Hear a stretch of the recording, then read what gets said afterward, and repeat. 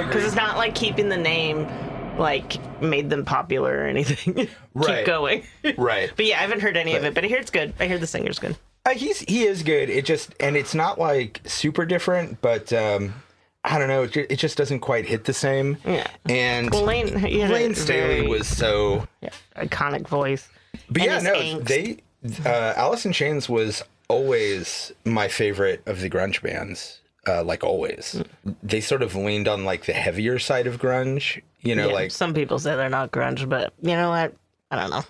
I mean, grunge is just... I feel like grunge is like goth. It's not really a genre. It's more of like an amalgamation. So here's the thing. Genres aren't fucking real, all right? And it's why I think people get way too up about it. Mm-hmm. Genres as a whole, particularly in music, are nebulous and up for interpretation. Sure. So, like, what we refer to as grunge ranges from straightforward punk rock to straightforward heavy metal. All of it sort of lays somewhere in between, but the other really important aspect is that it, generally follows a certain type of fashion and ethos, and a lot of the time came from the Pacific Northwest. Like, that was a big thing. I was having a conversation with somebody, and this is just online, but they were asking if it was possible to have like a slow punk song. And I was like, yeah, of course you can. Go listen to the Melvins. They had a ton of slow songs. Or, you know what? Fuck it. I pointed out Thou to them. And Thou, you would never associate them with punk if you just listen to them, They are heavy and dirgy and just the loudest, doomiest fucking doom metal that there is, but they consider themselves punk. Yeah. I'm pretty sure they also consider themselves metal, but if you go down to like the genres at the bottom of their Bandcamp page, punk is listed in there, and I would never disagree with them on this because everything they do is DIY, and they very much have anti-fascist beliefs, and to me, punk has always been a movement first, a sound second. Like, even if you go back to like the first wave of punk with like Susie and the Banshees and the Police and Blondie and all that shit, like, does it sound like what we think of as punk? No, it absolutely doesn't. It all sounds fucking different. Cabaret Voltaire does not sound anything like the fucking Sex Pistols, right? So yeah, I would honestly call Thou punk because everything they do is DIY. They have anti-fascist beliefs. And the last time I saw them was at fucking Gilman, and it was so sick. It was so sick. And they sort of in the middle of the set, like, they stopped in between songs to give a speech about how amazing it is for them to get to play at some place as important as Gilman, and how they hope that everybody who's in that room understands how important that place is and that we need more things like it. And yeah, so again, if you listen to them, it is straight just fucking heavy New Orleans style sludge doom metal. Yeah. But I would 100% qualify them as punk. And that's kind of just how genres are. The music is a part of it. Fashion should always be secondary, but honestly, it isn't enough. History is part of it, and just sometimes how it makes you feel is part of it, And I always hate this argument about like, Ghost isn't heavy metal. Like, no, go fuck yourself. Of course they're heavy metal. Like, I realize that Cannibal Corpse and fucking Mayhem and Wolves in the Throne Room are a thing now, and they're way fucking heavier. But, are you gonna tell me that Iron Maiden isn't fucking heavy metal? Are you gonna tell me Dio isn't metal? Impera totally sounds like Iron Maiden and Dio. Yeah. So, and the new shit seems to be going back to that Black Sabbath sound, which I'm really excited about. Mm-hmm. Yeah, we'll see. Welcome, everybody, to Streaming Screams. I am Glenn. I'm here with Jessica. Hello. And we are going to talk about some horror. We are going to be talking about the one, the only, the iconic punk rock best goddamn zombie movie ever made, Return of the Living Dead. It's party time. It's party time. God damn. I fucking love that song so much. I don't think we're going to need to wait till the review portion. I'm just going to fucking say this. This is like one of the perfect movies, in my opinion.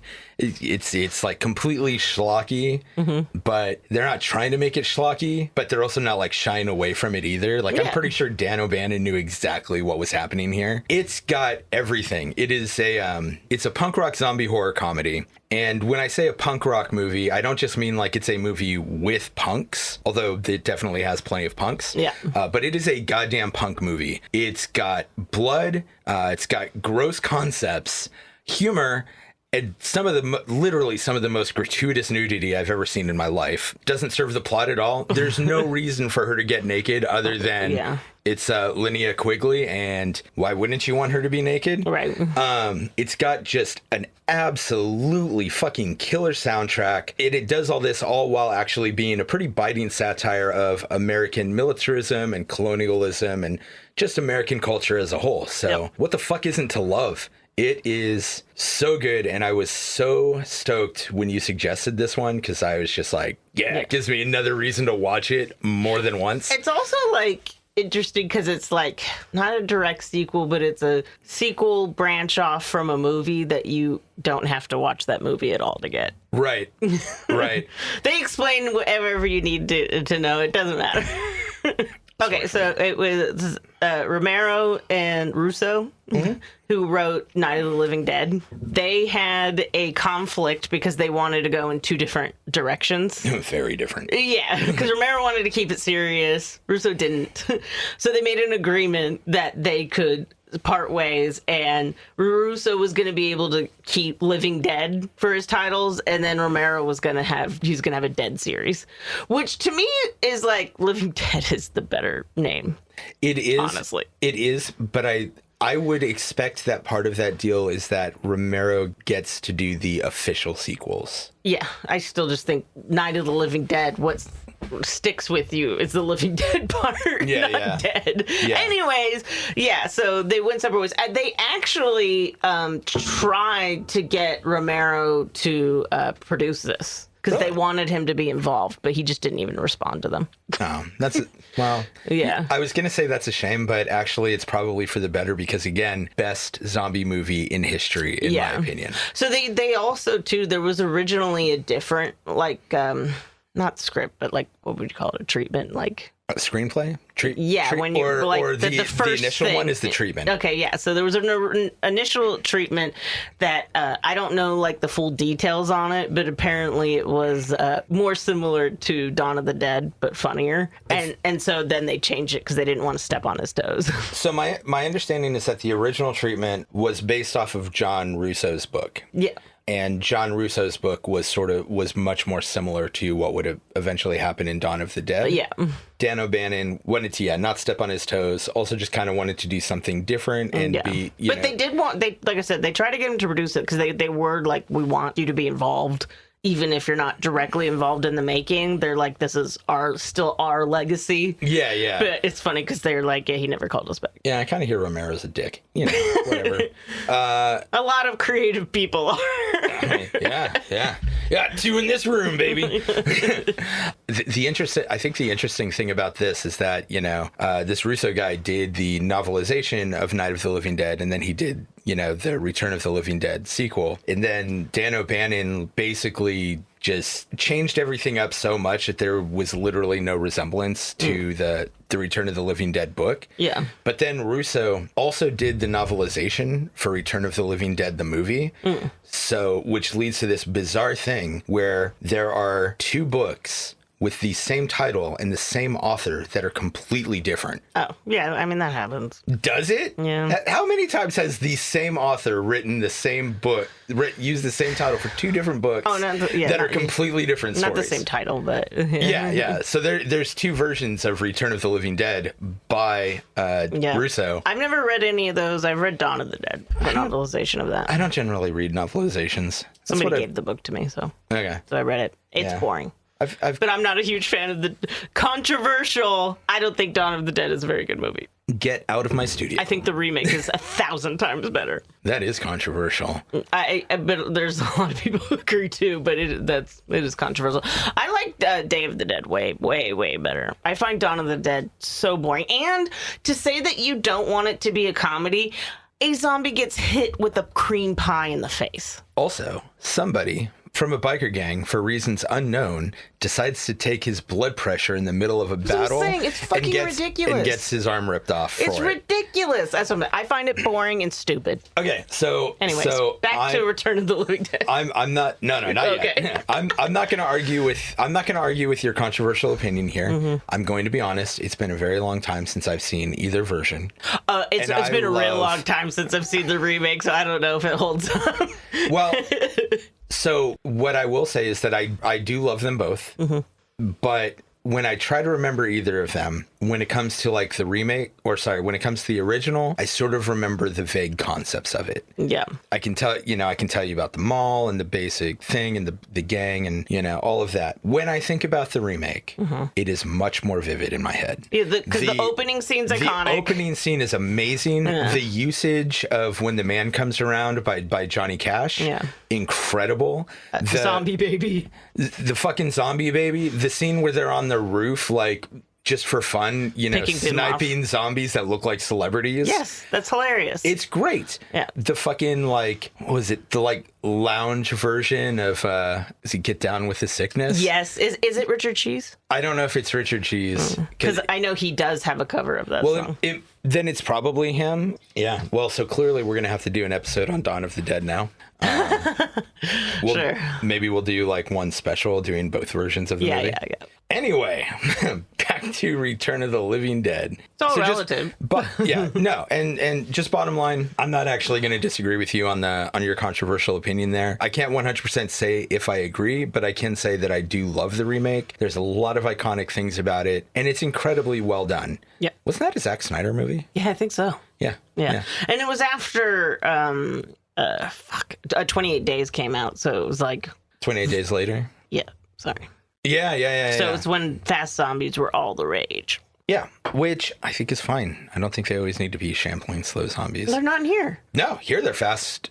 Here they can talk and like which is hilarious. Have all control of their faculties. Okay, so Return of the Living Dead, released in 1985, written and directed by Dan O'Bannon. Clu Gallagher as Burt Wilson, the owner of Unita Medical Supply, which is a great name. It's very funny. Yeah, that is a great name. His character is really high-strung, scared, and frustrated. He's the type of guy who keeps coming up with ideas that make the situation worse and would rather try to keep fixing things himself than do the right thing out of fear for his business. We've got James Karen as Frank Johnson. He is the manager of the Unita Medical Supply Warehouse. He is a friendly guy who likes to joke around. Don Calfra as Ernie Kaltenbrunner, a mortician who's friends with Bert. He is smart and more thoughtful and methodic than Bert, but by the time he's able to have some real agency in the movie, it is too late and the situation has already spiraled out of control. We've got Jonathan Terry as Colonel Horace Glover, the U.S. Army colonel whose job it is to find and deal with the missing toxin containers at the center of this movie. He is a grumpy bastard who spends most of what little screen time he has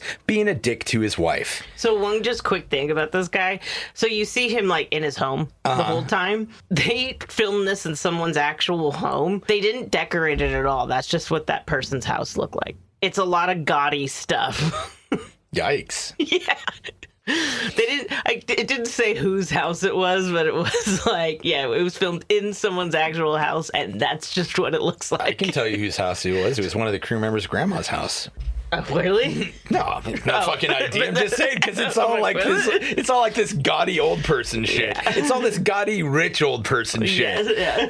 Then we've got the punks. We've got Thorne Matthews as Freddie Hanscom. Freddie recently started working at the Unita Medical Supply Warehouse. He spends the whole movie in a panic as he consistently gets sicker, eventually becoming dead. I just realized, is it Freddie Hanscom? Because it's supposed to be like Freddie Handsome. Is that how you pronounce that? I'm assuming so. Is it handsome? No. But I'm saying, is that what it's supposed to be like? Oh, yeah. Handscom. Yeah. Handsome. He is a handsome lad.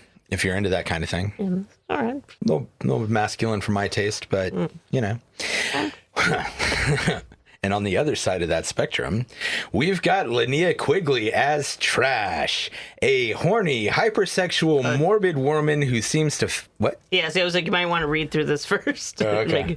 I think the word fantasize isn't correct, because she says it's the worst way to die. It's not like she's like... Yeah, but she's like into that. I guess, yeah. As she's describing it, she's like getting all hot and stripping her clothes off and being like, oh, they're gonna rip me apart. Yeah. You know. That's true. That's true. She basically has like a fetish for death, it seems like. Yeah. And just really likes ugly things and is really morbid. So she has this whole fantasy about old men biting her and ripping her limb from limb. She loves attention and apparently regularly gets naked in front of all of her friends. Mark Venturini as Suicide. Okay. Every time I've watched this until very recently, I always think of him as like the leader of the punks. But on this last watch, because I was like really thinking about it, I was like, is he? Okay. He just kind of, it seems like he's just angry and he sort of tries to position himself that way, but I don't know if he actually is. They're supposed to be like teenagers to early 20s. Yeah. So my thing is, he's only in charge because he has the car. Yes. Yeah. And you know how that is. Like, whoever has the car kind of is the one. The first person to get a car kind of does, like, decide things. Yeah, but because he very much carries himself like that. Yeah. And he very much tries to boss everybody around and all that. But, like, yeah, he isn't actually with them at the very start. Yeah. He does complain that they only call him when they need a ride. Yeah, and, exactly. That's what I'm saying. It's because he has the car. Yeah, yeah. And, honestly, he's just an extremely unpleasant person. I mean, yeah. A lot of them. In this movie or just punks in general? No, it's just in this movie. Okay, like, as a group, they would be obnoxious. Yeah, but... Okay, yes, as somebody who has entered into middle age, I will agree with that. Yeah. However, I would have 100% been one of these kids. Sure. And I would have 100% been just as obnoxious as all of them. Yeah, absolutely. In fact, I probably would have been a lot like Suicide, except that it wouldn't have mattered whether I had the car or not. I would have just been yelling all the time. Sure. You know, I would have been more pleasant than him. Yeah. No, this is a typical young people group of friends, and that, like, they have the ones that are really friends, and then you have a dorky guy that no one really likes, but he's kind of just there. Yeah. God, who was that for us? Trying to remember his name. Doesn't matter. Yeah, also, I probably shouldn't just call this random guy out for being the biggest loser in our group. In case you ever hear this, you sucked. Okay, so the other quick note here is that he feels very underappreciated and doesn't think that the others take the punk lifestyle or him as seriously as they should. It's not just a costume, man. This is a way of life. Fucking, I love that guy, and I knew so many of him. Absolutely. I knew so many of him. You know, as somebody who participated in the punk scene, the goth scene, and the metal scene. 100% goths like that. Oh, God. Goths are the worst about it. I mean, okay, it's funny because if you ask anybody from any one of these scenes, they will 100% point towards a different scene and say, like, no, they're the worst. Like, if you asked any metalhead, they would have told you punks are the worst. If you asked any punks, they would have told you goths were the worst. If you asked any goths, they'd tell you the metalheads were the worst. But as somebody who was equally parts of all three, most people in them are actually really cool. It's just the loud, obnoxious ones. Well, it's true just in life. I know. It's the thing is like, you know, you have the same people in all of these scenes. You'll have these same people in your office. You'll have these same people in the neighborhood. You pick out any group of people and you've got the one person who doesn't think anybody else takes it seriously enough, makes it their entire fucking existence, and it's annoying. So, like, you know, I don't know if the kids have beef between the different scenes the way we used to, but if any kids somehow stumble on this, don't bother. You're all assholes. It's fine. No, I don't think they do. Yeah, probably because I've talked to my son Lucian about it. Just like, in middle school, particularly, like, the rock kids and the rap kids had beef because it's like the first thing you have is an identity. Yeah. So you're like, but you know what was really annoying about that, at least for me, was when I was in middle school, the rock kids and the rap kids totally had this beef, right? Yeah. You know who didn't? The musicians we were listening to. Oh, like we would be all like, oh, we don't like them. They're listening to rap. And then we'll go home and we'll put on, and, you know, turn on MTV and there would be Anthrax collaborating with Run DMC, Yeah. you know? That's also because they were adults. Yeah. Well, and also there, you know, as far as the adults in those scenes went, for a certain period of time, they saw like a certain camaraderie because they all thought of themselves as like, you know, being on the edge and kind of outcasts and whatever. So they were all like, yeah, we can do this shit together. We're like the same people. And then at some point in time that broke down too. And I don't know why, which is a damn shame. You know, I never listened to anything from Biohazard or Onyx except for the one song they did together, which fucking rocked so hard. Oh, man. There were very much good ways to combine rap and heavy metal, and for some reason we went with the Limp Bizkit way. Yeah. I'll never understand it. Yeah. I'll never understand it. Fred Durst is making a comeback. Why? He's in movies and stuff now. No, I know. I just watched Y2K and he's in that. Yeah, I've heard he seems a little more likable these days, but... Well, not to get off rails on a different movie, but the funny thing about Y2K is it takes place, you know, during New Year's to 2000. Fuck me. You're the one that's right. No, I know. But anyways, it takes place, you know, on New Year's to 2000. Yeah. He's in it as Fred Durst, and it's just like, it's just the way he looks now. He's just a bald dude, like, and they're like, Fred Durst, and like, and they just don't even acknowledge that he's some old dude. Oh, that's fantastic. Yeah. Is the movie good? I thought Is the movie fun? Yes. Okay. I thought it was going to be awful, and it's like, it's definitely just like a popcorn flick. Because it's stupid. It 100% is stupid, but it's fun, especially if you were... I don't know if you weren't alive then, if it would be, but for somebody that was. Right. It was fun. And like I said, Fred Durst did it, and they just don't even like acknowledge that he's some like old guy now. Yeah, that's great. I love it. Yeah, he's like in like a significant amount of it. All right. Yeah. Fucking shit. We've got Beverly Randolph as Tina, Freddy's girlfriend. She spends most of the film scared about what's happening to Freddy, which, you know, it seems very justifiable. Yep. Spider, Miguel A. Nunez Jr. Is that the guy that's also in Friday the 13th, or I think 5? He's the guy that Trash is talking to when she decides to start stripping. Okay, so the guy from Friday the 13th, Part 5. He's the one he's the one. He ends up in a porta potty because he's goddamn enchiladas. Oh yeah! And then they sing "Ooh baby, baby." So it's a rememberable scene. Okay. Yeah. He's the enchilada guy. He plays the exact same character in Friday the 13th. Well, so he's also sort of the most likable of the punks. Yeah. He just seems like he's out to have a good time. Even when, like, Trash starts getting all naked, obviously he's excited about it, but he's not fucking gross about it. Yeah. Also, like, throughout most of the movie, he's still freaked out, but he is the more level-headed one. And he actually ends up split off from the punks for a lot of it and is with the other characters, I think, because he fits in more with them, seeming more adult. Yeah.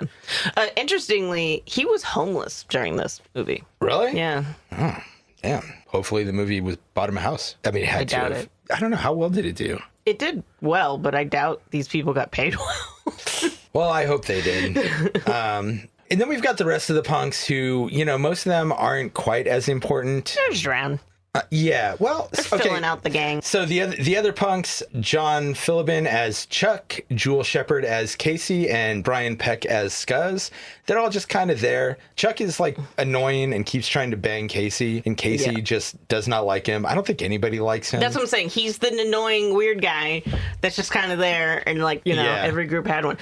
Jewel was originally supposed to play Trash, but she said that before this she was a stripper in a high-end club, and she said that Dan O'Bannon asked her, he knew her as a stripper and asked her to be in this as Trash, but she was like, I just really don't want to keep taking my clothes off for a living. Hey, you know what? You know who's perfectly happy to do that? Yeah. Linnea Quigley. Yep. Okay, so the next time we find ourselves at a horror convention and Linnea Quigley is there, and she's there all the time. We have to go say hi. Yeah. Somebody on my Facebook this week saw her at a horror convention and took pictures with her. No, honestly, when we left the last time, as we were driving home, I was just like, would have been cool to meet Linnea Quigley. Like, I was really, like, it was worth it to stay in line to meet Joe, Bob, and Darcy, but I was just like, I do wish I had talked to her. Yeah.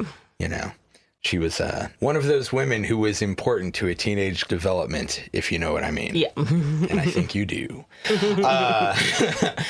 And then, Brian Peck is Scuzz. Scuzz is like, he's sort of the most typical punk. Yeah. You know? Also, Are you about to No, I'm talk having about Brian Peck's personal issues? No, I don't know anything about this Brian Peck's personal issues. He is on the sex offender registry. Oh. He's a pederast. Womp womp. I know. Funny enough, the only person to act in all 3 of the original Return of the Living Deads. Oh. He's the Michael Jackson zombie in the second one. I hate this. It's so bad. And I've never actually watched the third one, but I know he's in Really? that. I thought we watched it together. No, we watched the second one together. I thought we watched the third one. I thought we did, but maybe we didn't. I don't think we did. I've seen. Have you ever watched 4 and 5? No, I've heard they're god awful. I haven't either. Yeah, I watched like a retrospective of the whole series. I watched a couple of them, and everybody's like, "Don't." Yeah. Don't even bother. You know, the unfortunate thing about those is the Brave to the Grave one, just conceptually speaking, actually sounds like it could have been a good follow-up in the sense of, like, when it came out, raves were a big thing. Yeah. You could have basically swapped out the punks for rave kids. Yeah. You know, you could have done, like, a similar thing. And I don't know if that's what they did. No, the rave, like, barely has anything to do with it. See, that's dumb. Once we saw number 2, I had no real interest in watching the rest because he was so bad. And Tarman literally looks like his head is made of poop, which, why is he even there? Yeah. It's dumb. It has a totally different feel. The third one's better than the second one. I am interested in watching the third one, mostly because that chick on the cover looks so fucking cool. That's the best part about it. I will say it's also not great. It's like a Romeo and Juliet type of like thing. So it's just like, it's better than the second one because at least it's trying to do something different. But it's like, yeah, the most interesting thing is her, like, she's mutilating herself to not eat people. Interesting. So she's like keeps doing it. Instead of brain, she's shoving glass into her face. Yeah, I mean, she still does kill people, but it's because she's trying not to eat her boyfriend. Right. Okay. But that is the coolest part. And the girl in it does a really good job of playing like a monster and a vulnerable person. Yeah. But as a whole, the movie isn't great, but it's worth watching. Yeah. So all of these other punks are basically just scared punk kids. Then we've got the 2 important zombies in the movie. Alan Troutman as the iconic Tarman zombie. Tarman is the primary zombie, awakening and escaping once the toxin is released. It's pretty great. Yep. Gross. And, again, just really the iconic zombie from this one. Finally, we've got Cherry Davis as the female torso zombie. She is captured and tied up by the protagonist, and her main purpose is to give us exposition about the real motivation of the zombies. July 3rd, 1984, at the Unita Medical Supply Warehouse in Louisville, Kentucky. Frank is trying to impress his new employee, Freddie, by telling him about the truth of the Night of the Living Dead and the bodies from the real incident that they have stored in the basement at the Unita Medical Supply Warehouse. Apparently, Night of the Living Dead was really a docudrama where they changed a bunch of details around, like the cause and the world being overrun, and what really happened was a military chemical spill. And due to a delivery error, they have drums of the toxin in the basement, one of which houses the Tarman zombie. So one of the things that's funny about this is when Frank is explaining about it, he states that the true story occurred in 1969. And Night of the Living Dead was released in 68. Oops. So the real event and then a movie being made. But Dan O'Bannon noticed this mistake and kept it in because he wanted Frank to be an unreliable narrator. Oh, I like that. Yeah. Yeah. So due to delivery error from the military, they have drums of some of the toxin in the basement, one of which houses the Tarman zombie. And then this is probably my favorite joke in the whole movie and it's so obvious and simple and stupid. But when Freddie asks like how secure the drums are, and Frank says something along the lines of leak.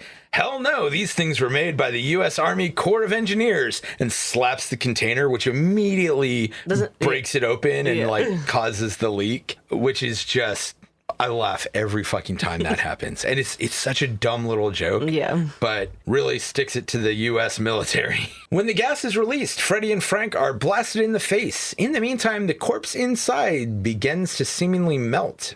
The gas reanimates this bizarrely yellow cadaver in the meat locker, as well as a pinboard full of butterflies and the split halves of a little dog. So there's a thing here. So when the gas comes out, they pass out. And then they wake up later. And when they first wake up, they're like, it smells awful. Like, it's like in my throat. So what's funny is they go upstairs and they spray Lysol. It's literally a Lysol can. They had to ask permission to do that. And Lysol loved it. The fact that Lysol can get rid of even the smell of the dead. And I just think that's funny. No, that's great. That's a good commercial. Well, yeah, they should have made a commercial. Yeah.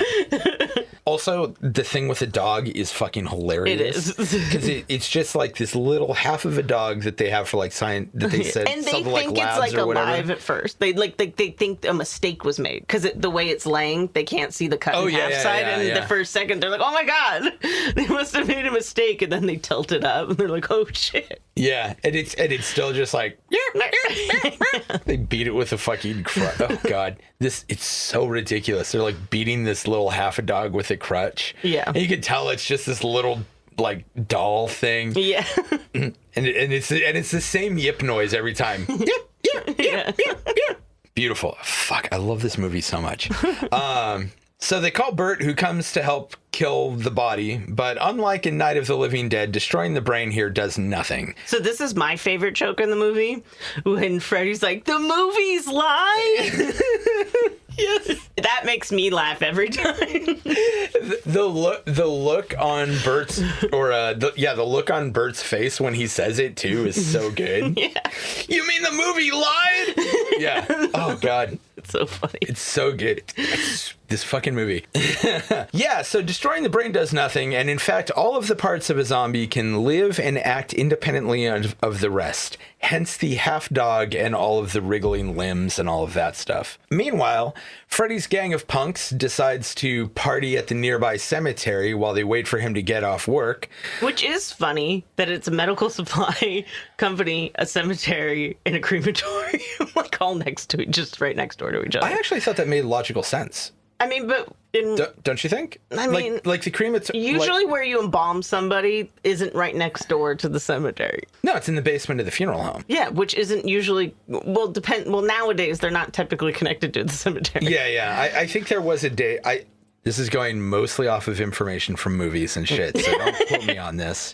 And my one trip out to Boston. Oh, yeah. I'm pretty sure from the Midwest over to the East, having these things right by the cemetery is a lot more common. Yeah. I could be wrong. It's more the medical thing, because I feel like there would be wild rumors that they're getting like skeletons and body parts from nearby cemetery. Oh, maybe that's why they mentioned right up front that they all come from India. Yes, which interestingly, because they mentioned in the movie that they're like, that there's rumors in India that there's like a body farm? Yeah.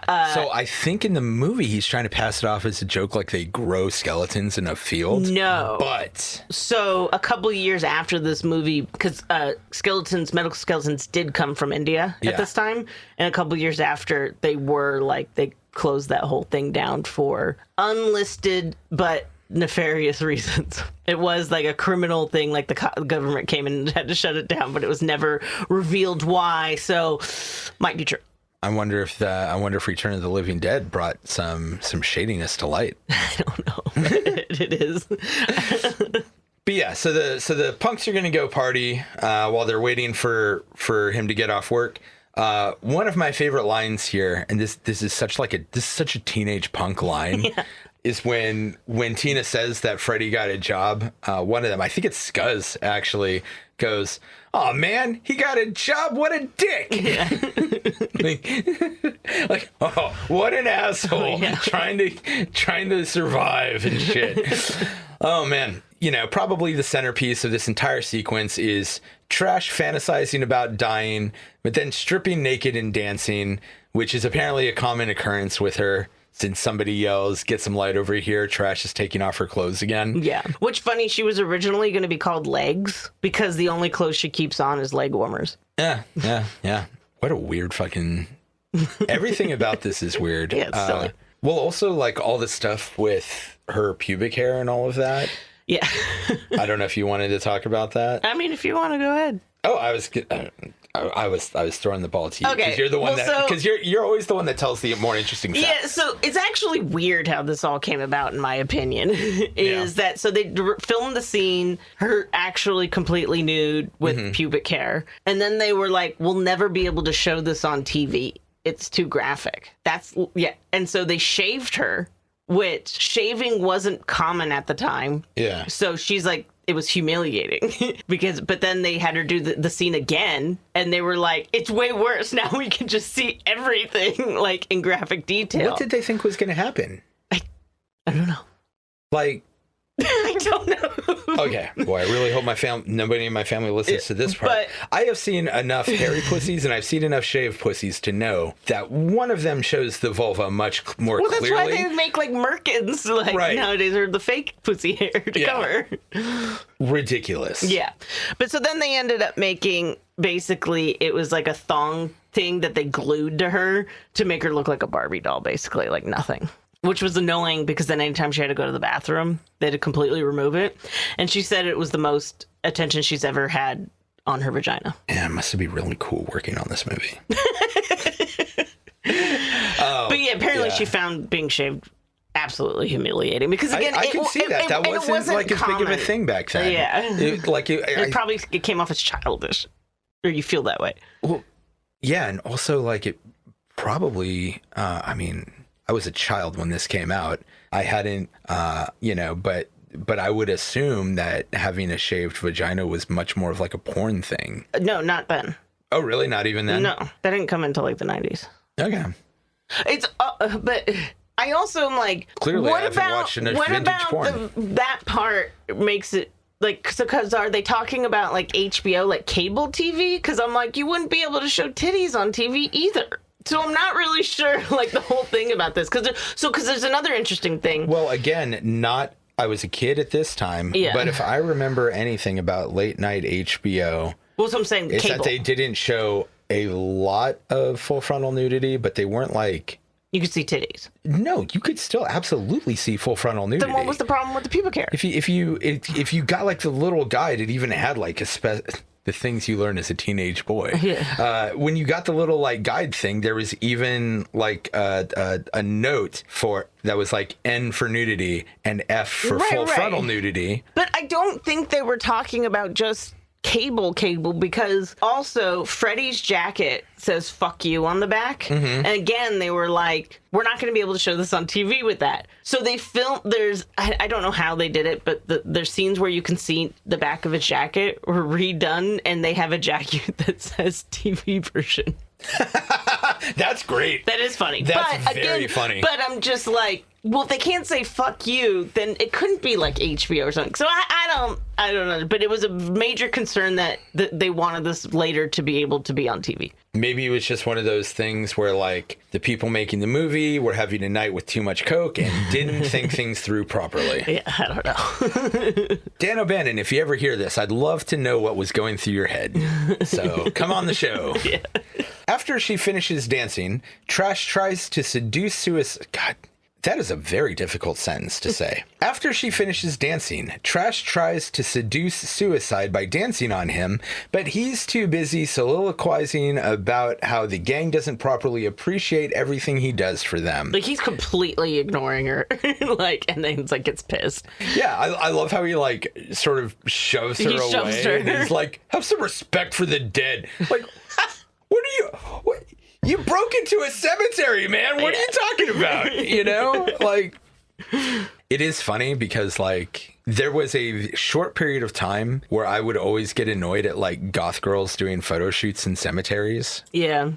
And it was probably when I was, like, the same age as him. Because I was like, seriously, what are you doing in the cemetery doing this? Have some respect for the dead. And now I'm like, whatever, they're dead. Yeah.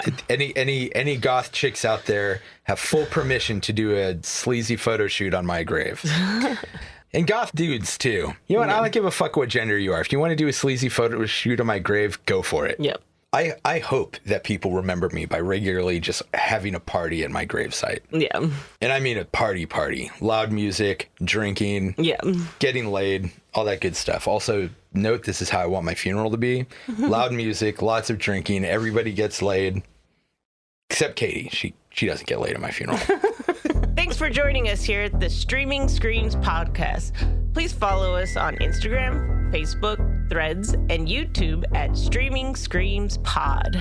You can also find us on TikTok and Blue Sky at Screams Pod. Every follow, like, thumb, rating, review, subscription, and share all help us out a lot with all the algorithm shit. So if you like what we're doing, please rate us wherever you get your podcasts, like our posts, all that other good internet bullshit. And again, thank you for listening to the Streaming Screams Podcast.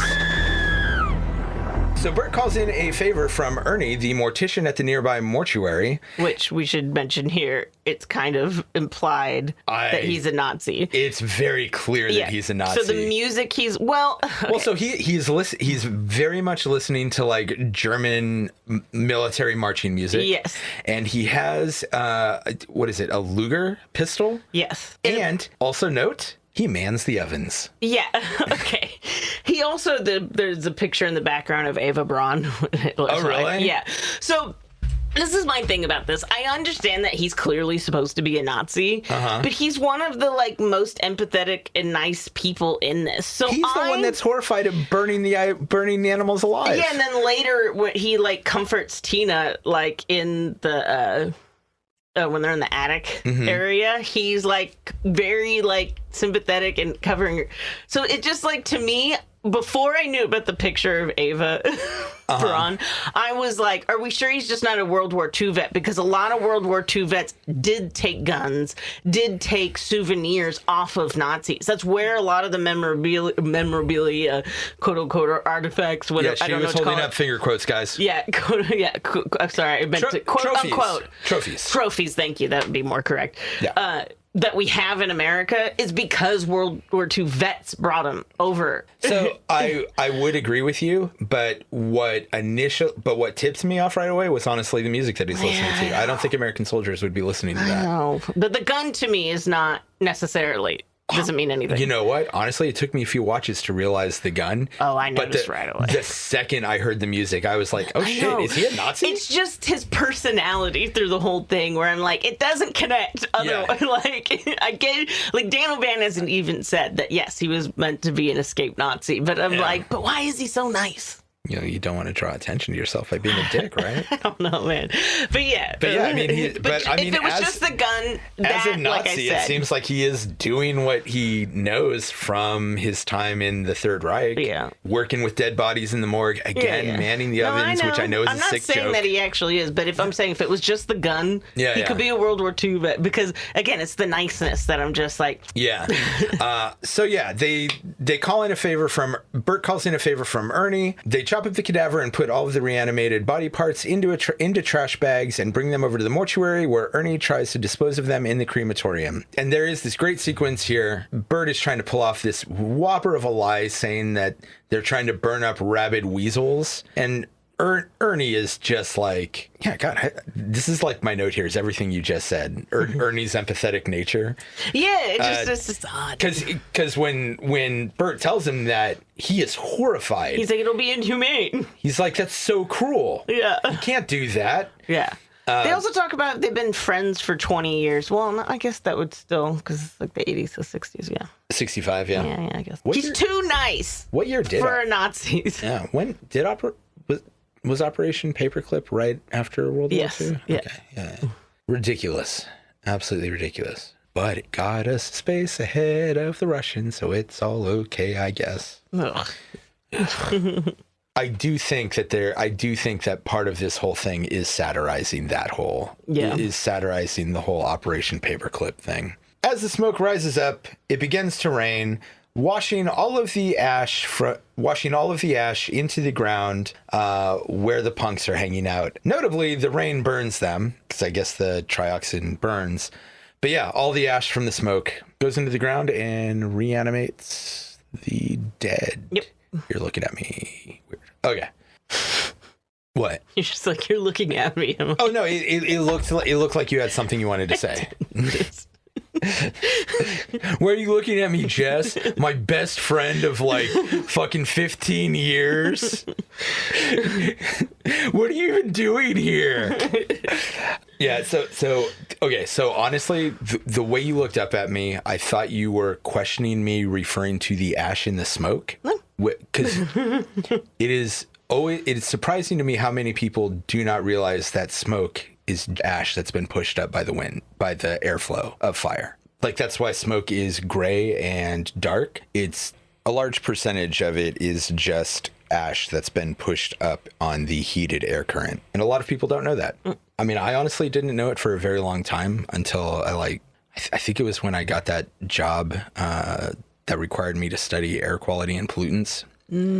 But like once I read about that, I was like, oh yeah, that does make sense. There is no other reason that smoke should have a color. Right? Yeah, I only kind of know about it because when I was looking up if because I hate vapes being called vapes. It's not vapor. It's not water. It's not vapor. It's still smoke. No, it's not. So that's what I looked up. It's not smoke. What is it? Aerosol, which smoke is a type of aerosol. Yeah. So it's not technically smoke because of what you're saying. There's no ash. Right. But it is there is particles of the shit in the oil. So, yeah, it's an aerosol, not a smoke. Which, by the way, guys, if you are ever around like a major fire, not talking like a bonfire or whatever, but, you know, if you say live in California at any point in time now, I guess, always have a PM 2.5 mask with you. Because that shit really will fuck up your lungs. Yeah. All the research that I had to do for that job really like made me paranoid. Like I used to actually really like the smell of the fires. Mm-hmm. Well, a smell of fire smells good, but yeah. Right. But I didn't like that California would be burning down, but there was just this sort of nice feel about, like, you know, I'd be walking to work and I'd smell that and I'd be like, oh, nice. And then I learned about what that actually does to your body. Sure. And now I like literally carry one of those masks in my backpack at all times. It makes you feel like a cozy fire in the winter. That's why. Right. Or like a barbecue. But that shit never comes out of your lungs and it clogs it all up. Also, it like can permeate any membrane in your body, which is gross and weird. So after the remains are burned, Frank and Freddie have gotten extremely sick, so Ernie calls 911 to report that they've been poisoned, while the dead bodies in the cemetery start making their way out of the ground. The paramedics arrive and check on Freddie and Frank's vitals, finding that besides the ability to walk and talk, they seem dead. So I'll say this, Frank, during this whole time, it's hilarious to me. His wails are so pathetic. Yeah. Even in the beginning. You know, he sounds like a cat being forced to take a bath. Yeah. But how, like, I think that how upset they are is actually realistic, instead of, like, you know, most zombie stuff where everyone's like stoic or like, you know, or like somebody's trying to hide it. Yeah, and they're just like, ah! Yeah, he's literally and I don't know why it cracks me up. Also, the first indication they're dead is when the yellow cadaver shows up, because when they let him out of the freezer, he doesn't go for them. Yeah. Yeah. Oh man. Yeah. The movie is actually, when you break it down, the movie is actually like really well thought out. Oh, everything is foreshadowed. Foreshadowed. Everything is paid off. Yeah. There's no loose ends. There's no holes.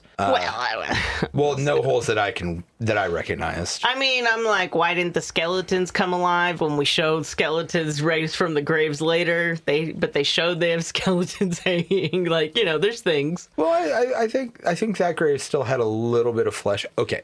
He has eyes, which doesn't make sense also. Okay, little head fan theory here. Mm-hmm. I think the skeletons that they were shipping out were fake because they obviously looked plastic. And, you know, and I don't know how they do medical cadavers, but, like, do they screw the joints in like that? Okay. You have to. Aren't they attached more like by like a tight wire or something so that you can articulate them? Because if you screw the joints in, you can't move them. No, because the joint's a hinge. Yeah, but if you put a screw into that hinge, well, now you've got a screw in the hinge. No, because it's like a ball thing, so it's like. Right, but it doesn't matter. If you've got a ball in a socket and you put a screw through both of them in order to keep them together, are they still movable? Yeah. Think about like a grommet through something. Like when you make a paper doll, you put a grommet through it, and that's the hinge that you're using. Yeah, but the but the joint would lose most of its articulation. No, because ball joints allow for not 360 degrees movement, but like. Yeah, but I think most, at least old medical ones, didn't. They just did this. Did they just have the jumping jacks poses? Okay. I'm not an expert on skeleton cadavers. If we have any morticians listening to this, hit us up in the comments. Well, no, it wouldn't be morticians, because the morticians aren't the ones that prepare those. If we have any medical students or professors, if you're a doctor of any sort that didn't just watch a bunch of YouTube videos on, for conspiracy reasons, hit us up and let us know how this fucking works. Woo! All right. So Tina goes into the warehouse to look for Freddy, followed by the rest of the punks. They're all attacked by Tarman, who kills Suicide. They then try to escape by crossing the cemetery, but are attacked by other zombies who kill Trash. Sadly. Yeah, and they kill her in the exact same way she says in the beginning. Yeah. It's a bunch of old men. A bunch of old men biting her and ripping her limb ripping her apart. Yeah.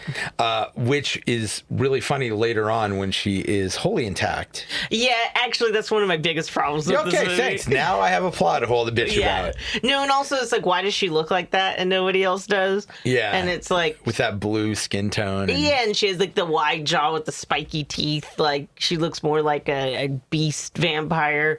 And Dan O'Bannon is just like, I wanted a unique looking zombie. I'm like, you could have done something else. It could still be her, but I'm like, you know what? I mean, I'll buy this blue skin tone, not the like totally no marks on her. Yeah. Why does she have like her face is like I don't know what? You want a unique looking zombie? Have her whole fucking chest cavity ripped open. Yeah, that's what I'm saying. They could have done something like have her dragging her intestine around. Yeah, she doesn't even look like a zombie, honestly. No, she doesn't. But still a naked Linnea Quigley. Yeah. Still hot, except for, her face looks all weird now. Yeah. She's not even in it that much. Like, no. Just every once in a while. No. Yeah, also the Suicide getting killed so fast is also kind of funny because, I don't know, I feel like the way they gave him such this like tough guy attitude, you would have expected him to be one of the last. Yeah. Or the one that keeps causing problems for the rest of the gang throughout the movie. Nope. Just axed right away. Yeah. But yeah, so the gang is broken up. So after the zombie attack, Trash gets left behind as she gets eaten.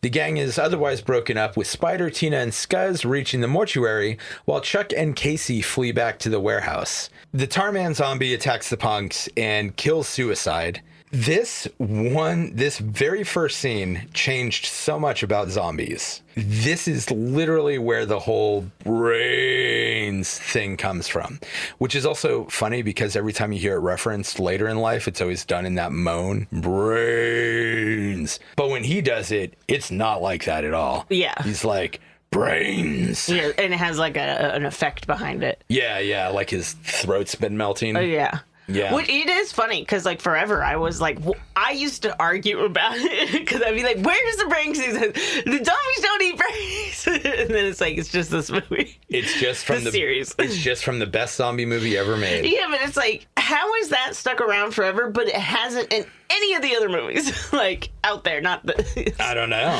Yeah, it's funny. And it is weird that that's so typical, but God, it's very fun too, because like Tarman talks a number of times and it's always just brains. Yeah. Live brains. Yeah. More brains. Yeah. And they actually go for the head, like. Yeah. I think this is the one movie where nobody gets bit on the hand and then tries to hide it. Yeah. Yeah. But the zombies are always going for the brains, not for the rest of you. Yep. Yeah. Excellent movie. This is another great gag. The zombies kill the paramedics that had come to examine Freddy and Frank, and then one of the zombies gets on the radio and calls for more paramedics. Which is so funny. Hilarious, getting some more meat. A resurrected Trash, still naked, returns and starts attacking people. She kills like some random homeless guy. Yeah. I do really like what they did with the music here. So when she's dancing in the cemetery, she's dancing to this song by a band called SSQ called Tonight We Make Love Till We Die.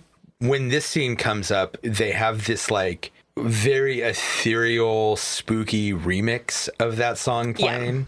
And it just is this really nice tie-in. To me, this moment was, being a very musically focused person, to me, this moment just really shows how much thought actually did get put into all of this. Yeah. So Frank and Freddy are now clearly dead and turning into zombies. So they're locked away in the chapel while the graveyard zombies attack. Tina does decide to stay and be locked up with Freddy because she loves him. Yeah. She's like, I'm not going to leave him. Yeah. Which she's a keeper. Ernie captures and interrogates the female torso zombie, who reveals that eating brains makes the pain of being dead go away. To me, this is the only actual, like, scary part of the movie. The existential created by the idea that when you're dead, you're in pain. Yeah, because is Ernie the mortuary guy? Yeah, okay. Ernie's the zombie, the Nazi mortuary guy.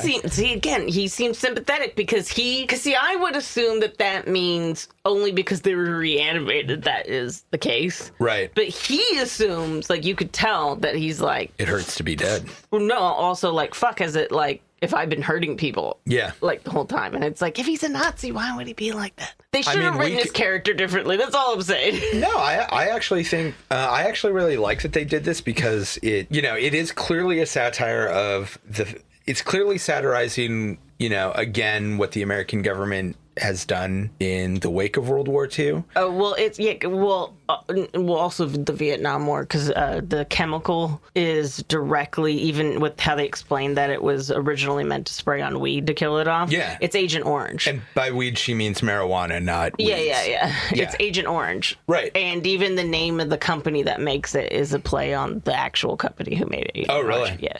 Yeah, so I do actually like this because this whole movie is basically satirizing American militarism.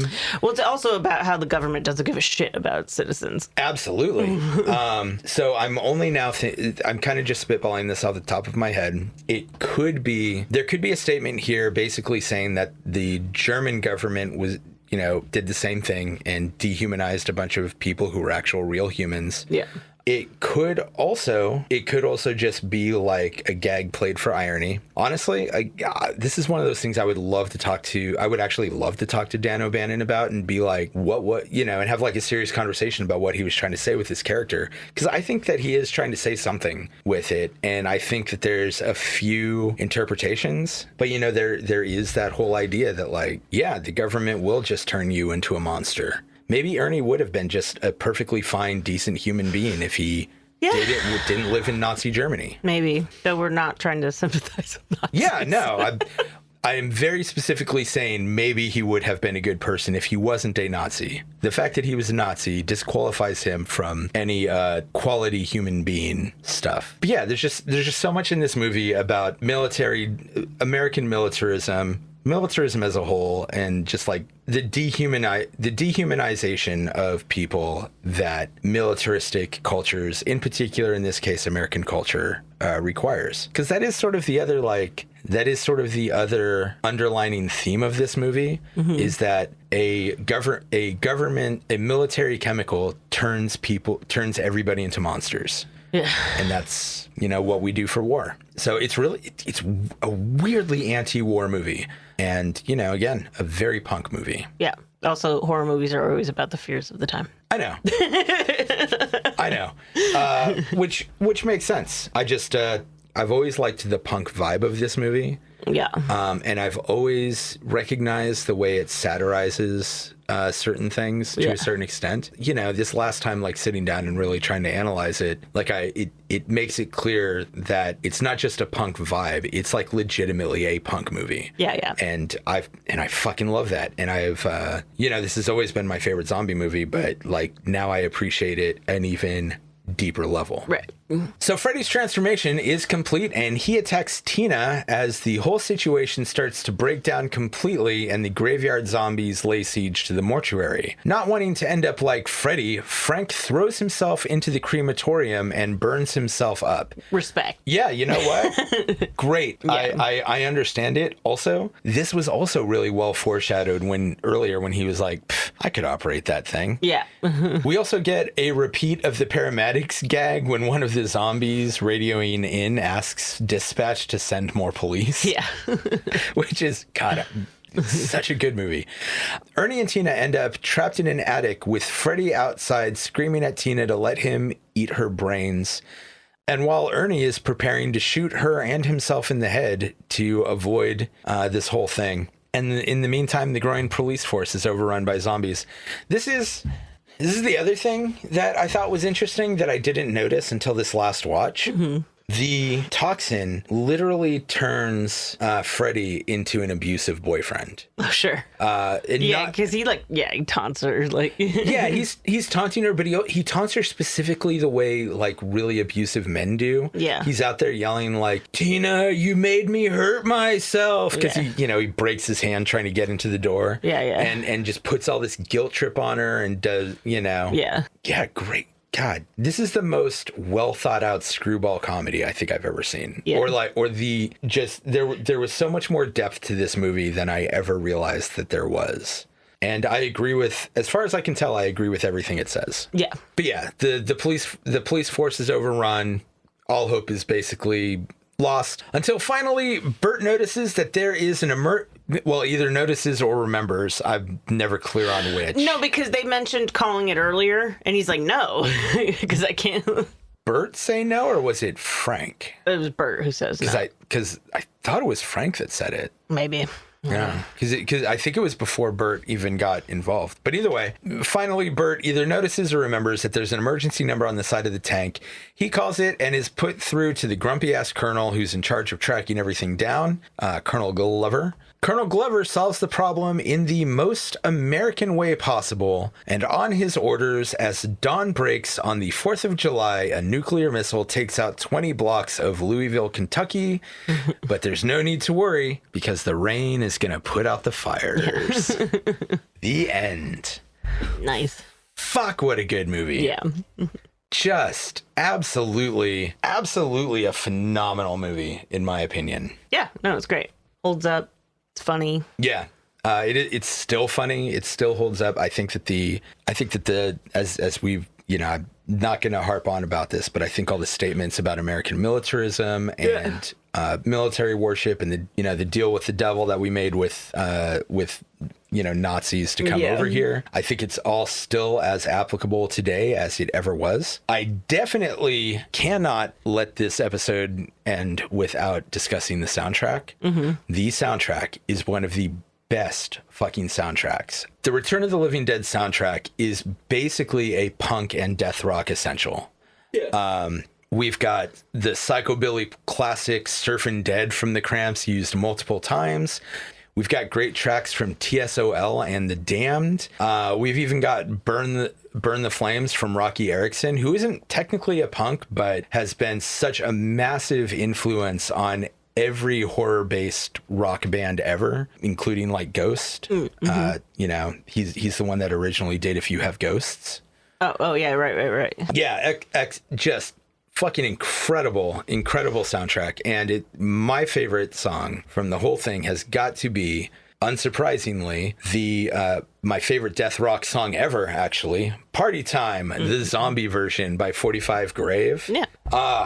And the zombie version is fairly different from the original. I don't know if you're familiar with the original. No.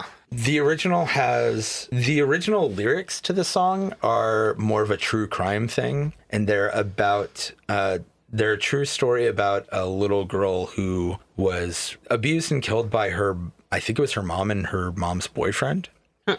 Something like that. I don't know. Lyrically speaking, I don't particularly like the original version. It's not glorifying it or anything, but it is just like, no. Damn it, Jessica. Get it together. He's calling me. Yeah. So I like the zombie version a lot more. It's a lot more fun. Also, I like the guitar tones and the production on it more. The original doesn't feel like a party song. This feels like a party song. Yeah. So one of the things I should have mentioned when Trash gets naked is that Dan O'Bannon thought like this movie was just gonna, like, guys were just gonna see it, but then the opening week he noticed that actually a lot of women went to see it too, and he's like, man, I would have had Freddie get naked if I knew women were gonna watch this movie. See, I love this guy. I love this guy's attitude. Not into the whole American militarism thing. Shares my same opinion that we should give everybody some nudity to enjoy in the movie. Also, just funny, the Freddie guy. There were no dicks in movies back then. Yeah, and there should have been. Yeah, the Freddie guy, he because his character specifically says he has a pierced ear. He went and got his ears pierced, and then when he came back, they were like, "Oh, you could have just wore a big one." And he was like, "Oh shit." I just think it's funny. That's just a funny thing. That is pretty good. But now commitment. Now he's got some pierced ears. Yeah. I actually need to go and get my ear pierced again. My piercing closed up completely, so this ear is no longer pierced. And I've wanted to get a few additional piercings in that ear. There's a part of me wants to get both ears pierced because I don't like the whole implication of only having your left ear pierced. But I also only want my body modifications on my left side. I don't think anyone gives a fuck. I would think that, but that's also one of the reasons that I want to get multiple piercings in the other ear, because I think it'll make it more clear that it's like just a thing for how I want my body modification. Then I've always kind of wanted a bar here. I've thought about getting I've wanted a septum ring my whole life, but I'm not going to do that because of my allergies. So, who would you recommend this one for? Everybody else, right? I mean, you don't even have to like horror movies really, because it's not like gory, and even like the skeleton stuff, it's all like kind of goofy. Yeah, it is a very cartoonish movie. Yeah. I guess maybe not young children because of the nudity, but oh, fuck that. Look, I'm just gonna say this: we're way too prude about nudity in America. I agree, but everybody's got a body. Nobody's banging in this movie. No. Like yes, trash gets pretty seductive at some points, but whatever. It doesn't fucking matter. Like if you're old enough to watch a body get ripped limb from limb, if you're old enough to watch somebody get their brain eaten, if you're old enough to watch somebody try to convince a Nazi to burn up rabid weasels, you're old enough to see some titties. Yeah. You're old enough to see a dick. You're old enough to see a vulva. What fucking ever, man. We need to grow up. Just as a culture, we need to grow the fuck up. Yeah.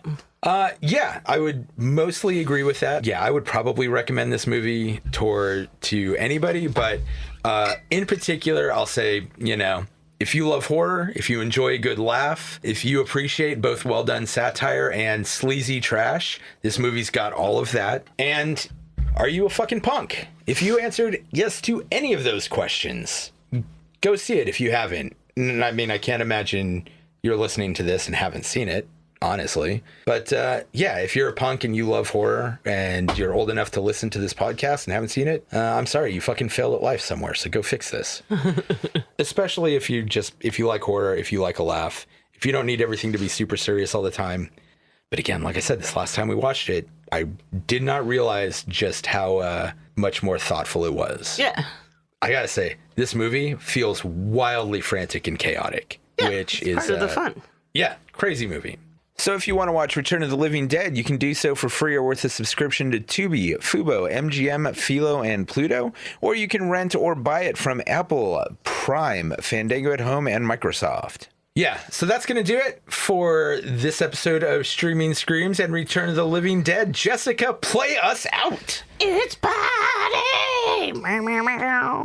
It's party time! We got a party! It's party time! Sorry. I know it's Jessica's thing. No, it's okay. I can't let that song go without joining in. It's so good. So fucking good.